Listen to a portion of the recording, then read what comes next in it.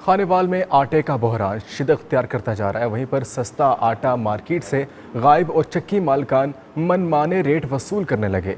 Hotel मालकान ने भी रोटी और नान के रेट बढ़ा दिए। रोटी 14 रुपये और नान 25 रुपये में फ़रोख्त देने लगा। इसी हवाले से देखते हैं खानेवाल से राहिल अब्बासी की ये रिपोर्ट।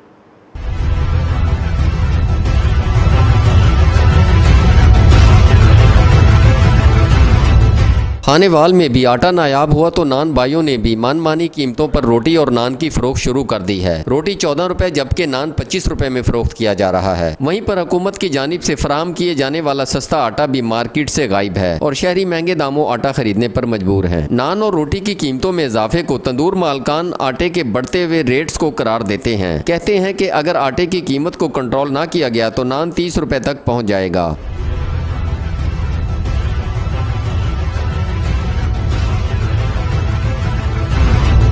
जहां सस्ता आटा मार्केट से गायब हुआ तो चक्की मालकान ने भी आटे की कीमतों में इजाफा कर दिया है। आटे की बढ़ती हुई कीमतों और आटे के बहरान के बाइस रोटी की कीमत में इजाफा कर दिया गया है, जिसकी वजह से शहरी परेशान दिखाई देते हैं। शहरियों का कहना है कि हुकूमत ने महंगाई की वजह से अवाम से 2 वक्त की रोटी भी छीन ली है।